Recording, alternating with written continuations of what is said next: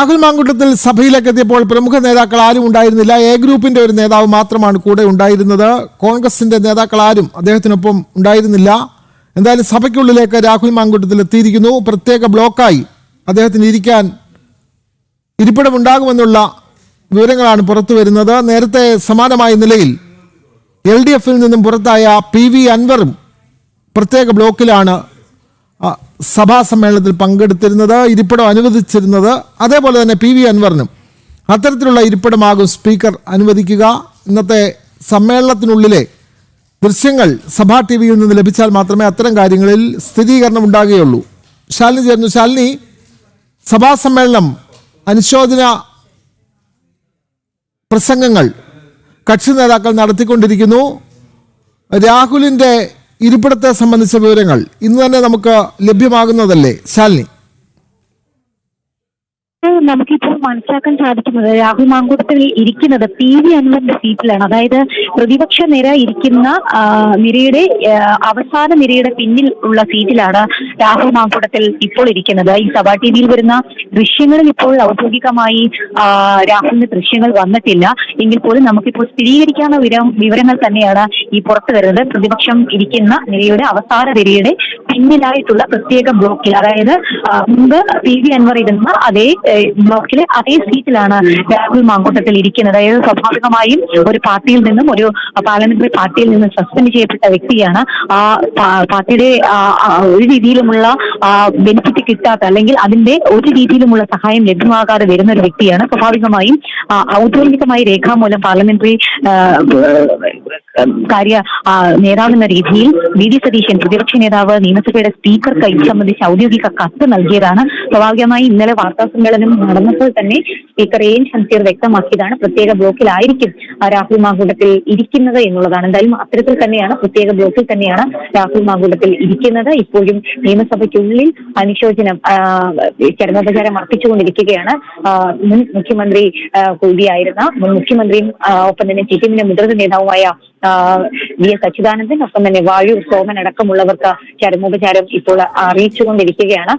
വിവിധ മന്ത്രിമാർ, വിവിധ കക്ഷി നേതാക്കന്മാർ അടക്കമുള്ളവർ ആ ചരമോപചാരം അർപ്പിക്കുകയും ചെയ്യുകയാണ്. എന്തായാലും അല്പസമയത്തിനകം തന്നെ നിയമസഭാ സമ്മേളനം ഇന്നത്തേക്ക് തിരിയുകയും ചെയ്യും. എന്തായാലും വലിയ രീതിയിൽ കലുഷിതമായ രാഷ്ട്രീയ സാഹചര്യങ്ങളുള്ള ഒരു നിയമസഭാ സമ്മേളന കാലയളവിന് അങ്ങനെ ഔദ്യോഗികമായി തുടക്കമായിരിക്കുകയാണ്. എന്തായാലും രാഷ്ട്രീയ വിവാദങ്ങൾക്കും ചർച്ചകൾക്കും വിമർശനങ്ങൾക്കും പ്രതിഷേധങ്ങൾക്കും ഒക്കെ നാളെ മുതൽ സഭയ്ക്ക് അകവും പുറവും സാക്ഷ്യം വഹിക്കും എന്നുള്ളതിൽ സംശയമില്ല. എന്തായാലും ഇന്നിപ്പോൾ രാഹുൽ മാങ്കൂട്ടത്തിൽ ഇവിടുന്ന് ഇറങ്ങുമ്പോൾ, സഭയ്ക്കുള്ളിൽ നിന്ന് ഇറങ്ങുമ്പോൾ ഏത് തരത്തിലായിരിക്കും യുവജന പ്രസ്ഥാനങ്ങൾ അതിനെ കാണുക, അതിനേത് പ്രതികരിക്കുക എന്നുള്ളതാണ് കണ്ടറിയേണ്ടത്. എന്തായാലും പ്രത്യക്ഷ പ്രതിഷേധത്തിന് ഉള്ള സാഹചര്യമാണ് നമ്മളിപ്പോൾ കാണുന്നത് എന്നുള്ളതാണ് മനസ്സിലാക്കുന്നത്. പ്രധാനമായും രാഹുൽ മാങ്കൂട്ടത്തിനെ അത്രയധികം വിമർശനം അടക്കം യുവജന സംഘടനകൾ ഉയർത്തിയ സാഹചര്യം, പ്രതിപക്ഷ നേതാവ് അടക്കം രാഹുൽ മാങ്കൂട്ടത്തിനെ സഹായിക്കുന്നു, അദ്ദേഹത്തിനൊപ്പം നിൽക്കുന്നുവെന്ന് വിമർശനം യുവമോർച്ച അടക്കമുള്ള യുവജന സംഘടനകൾ ഉയർത്തിയ സാഹചര്യം, ദിവസവും പ്രതിഷേധങ്ങൾ നടന്ന പശ്ചാത്തലം. അതിനിടയിൽ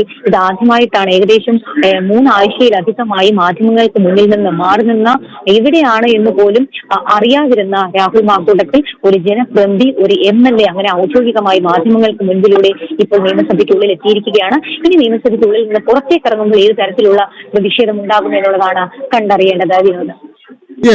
ഒരിടവേള കൂടി.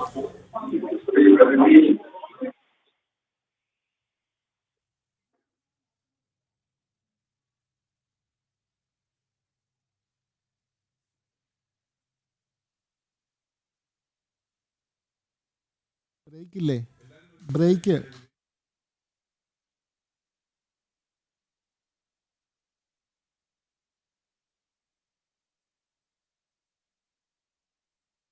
അനുശോചന പ്രമേയം അവതരിപ്പിച്ച, അല്ലെങ്കിൽ എല്ലാവരും അന്തരിച്ച നേതാക്കൾക്ക് അനുശോചനം അറിയിച്ച് ഇന്നത്തെ സമ്മേളനം പിരിയുമെന്നാണ് നമുക്കറിയാൻ കഴിയുന്നത്. അപ്പോൾ ഇന്ന് വിവാദങ്ങൾക്ക് പ്രസക്തിയില്ല. VD സതീശൻ അടക്കമുള്ള നേതാക്കൾ അവിടെ സംസാരിക്കുന്നുണ്ട്. അപ്പോൾ ഈ അന്തരിച്ച നേതാക്കൾക്ക് അനുശോചനം അറിയിച്ച് ഇന്നത്തെ സമ്മേളനം അവസാനിക്കുന്നു. നാളെ മുതലാണ് പ്രധാനപ്പെട്ട വിഷയങ്ങൾ സഭയിൽ ചർച്ചയ്ക്ക് എത്തുന്നത്. സ്വാഭാവികമായും രാഹുൽ മാങ്കൂട്ടത്തിനെതിരെ സഭയ്ക്കുള്ളിൽ പ്രതിഷേധമുണ്ടാകുമെന്നുള്ള കാര്യത്തിൽ തർക്കമില്ല. സഭയ്ക്കുള്ളിൽ മാത്രമല്ല, സഭയ്ക്ക് പുറത്തും പ്രതിഷേധം ഉണ്ടാകുമെന്നുള്ള വിവരങ്ങൾ തന്നെ വരുന്നു. ഇന്ന് രാഹുൽ മാങ്കൂട്ടത്തിൽ സഭാ സമ്മേളനത്തിൽ പങ്കെടുത്ത് മടങ്ങുമ്പോൾ അദ്ദേഹത്തിനെതിരെ പുറത്ത് സഭാമന്ദിരത്തിന് പുറത്ത് പ്രതിഷേധമുണ്ടാകാനുള്ള സാഹചര്യം നിലനിൽക്കുകയല്ലേ ശാലിനി?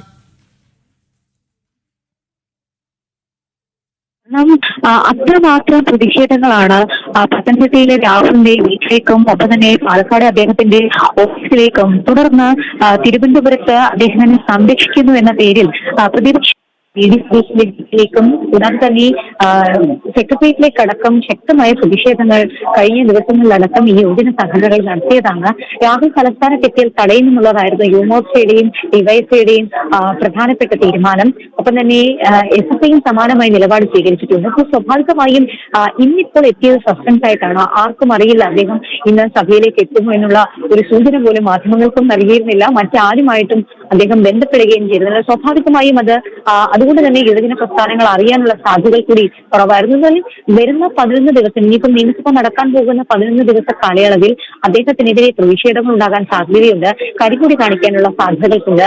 നിയമസഭയിലേക്ക് രാഹുൽ മാങ്കൂട്ടത്തിൽ എത്തുകയാണെങ്കിൽ അദ്ദേഹത്തിനെ വഴിയിൽ തടയാനുള്ള സാഹചര്യങ്ങളുണ്ട്. അങ്ങനെ ശക്തമായ പ്രതിഷേധ പരമ്പരകൾക്ക് വരും ദിവസങ്ങളിൽ രാഹുൽ നേരിടേണ്ടി വരുമെന്നുള്ളതിൽ സംശയമില്ല. രാഹുൽ മാങ്കൂട്ടത്തിൽ സഭയിലേക്ക് എത്തിയിരിക്കുന്നു. അദ്ദേഹത്തിന് പ്രത്യേക ബ്ലോക്കായി തന്നെ ഇരിപ്പിടം അനുവദിച്ചിരിക്കുന്നു. അവിടെയാണ് അദ്ദേഹം ഇരിക്കുന്നത്. PV അൻവർ നേരത്തെ ഇരുന്ന അതേ ഇരിപ്പിടത്തിലാണ് രാഹുൽ മാങ്കൂട്ടത്തിൽ ഇരിക്കുന്നത് എന്നുള്ള വിവരങ്ങൾ ഇപ്പോൾ ലഭിക്കുന്നുണ്ട്.